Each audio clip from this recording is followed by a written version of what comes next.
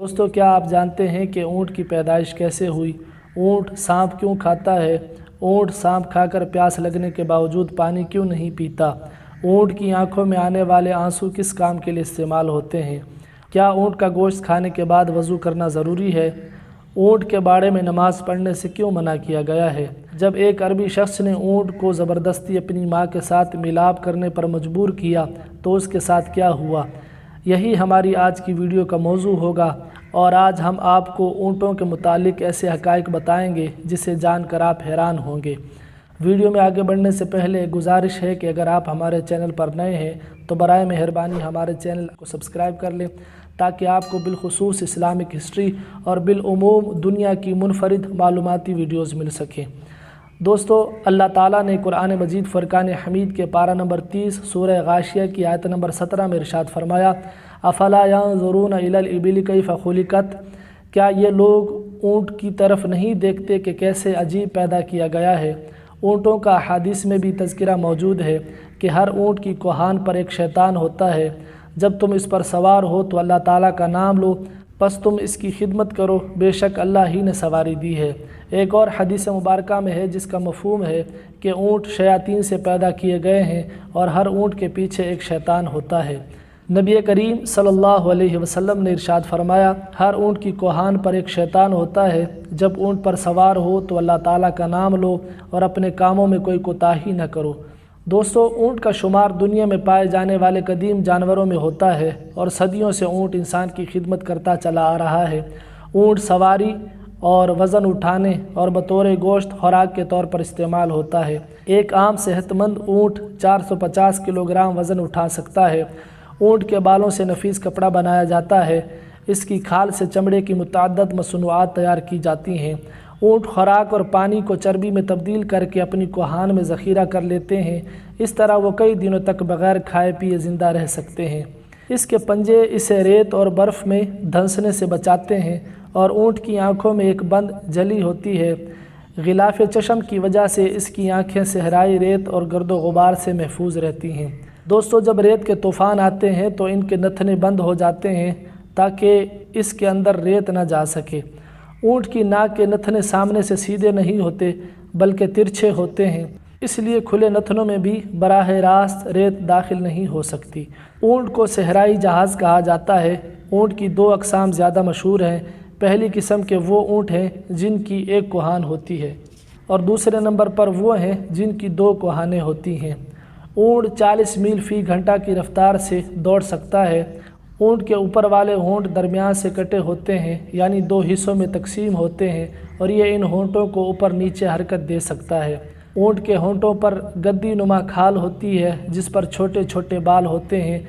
उनकी मदद से वो अपने होंठों को कांटों से महफूज रखता है। ऊँट कांटेदार दरख्तों को बड़े मज़े से खाता है क्योंकि इसकी अंथलियाँ मजबूत होती हैं।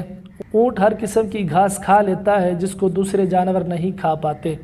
माहिरीन ने इस बात का दावा किया है कि ऊँट 3 मिनट में 200 लीटर तक पानी पी सकता है। इतनी तेज़ी से और इतनी मिकदार में कोई और जानवर पानी पीने की सलाहियत नहीं रखता। हज़रत सैयदना जाबिर रदियल्लाहु ताला अन्हु बयान करते हैं कि मैं नबी करीम सल्लल्लाहु अलैहि वसल्लम की खिदमत में हाज़िर था कि एक शख्स आया। उसने नबी करीम सल्लल्लाहु अलैहि वसल्लम से सवाल किया कि क्या मैं बकरी का गोश्त खाने पर वज़ू करूं? तो आप अलैहिस्सलातु वस्सलाम ने इरशाद फरमाया, अगर चाहो तो वज़ू कर लो और चाहो तो ना करो। साइल ने कहा कि क्या मैं ऊँट का गोश्त खाने पर वज़ू करूं? तो नबी करीम सल्लल्लाहु अलैहि वसल्लम ने फरमाया, हाँ। साइल ने पूछा कि क्या मैं ऊँटों के बाड़े में नमाज़ पढ़ सकता हूँ? फरमाया, नहीं, ऊँटों के बाड़े में नमाज नहीं पढ़ सकते। उसने सवाल किया कि क्या मैं बकरियों के बाड़े में नमाज़ पढ़ सकता हूँ? फरमाया, हाँ, पढ़ सकते हो। दोस्तों, ऊँट का गोश्त खाने के बाद वज़ू करना मुस्तहब है क्योंकि इसके गोश्त में चिकनाहट होती है। बाज़ लोगों ने कहा है कि ऊँट का गोश्त खाने के बाद वज़ू करना वाजिब है, तो ये बात दुरुस्त नहीं है। दुरुस्त बात यह है कि ऊँट का गोश्त खाने के बाद वज़ू करना मुस्तहब है और अहादीस मुबारका में जो वज़ू का ज़िक्र आया है इससे मुराद हाथ धोना और कुल्ली करना है, ना कि मुकम्मल वज़ू करना। हाँ, मुकम्मल वज़ू करना ये मुस्तहब है। और याद रखें कि ऊँट का गोश्त खाना ये नाक़िसे वज़ू नहीं है, यानी इससे वज़ू नहीं टूटता। दोस्तों, ऊँट को एक बीमारी लगती है जिसका नाम हयाम है। बाज़ माहिरीन के नज़दीक इस बीमारी का इलाज शाम को ज़िंदा निकलना है اور یہ بھی کہا جاتا ہے کہ بعض اوقات اونٹ سانپ کو کھا لیتا ہے جس کے زہر کی وجہ سے اس کو شدید پیاس لگتی ہے۔ اونٹ اس حالت میں سانپ کے زہر کے اثر کی وجہ سے پیاس کی شدت میں ایک ہی سانس میں وافر پانی پی لیتا ہے مگر سیراب نہیں ہوتا۔ سانپ کو نگلنے کی وجہ سے اونٹ کی آنکھوں سے آنسو جاری ہو جاتے ہیں۔ ان آنسوؤں کو بہت قیمتی تصور کیا جاتا ہے۔ انہیں چمڑے کی چھوٹی تھیلی میں محفوظ کر لیا جاتا ہے۔ یہ آنسو سانپ کے ڈسنے کا مجرب علاج ہیں۔ ان آنسوؤں سے زہر کے علاوہ اور بھی متعدد بیماریوں کا علاج کیا جاتا ہے۔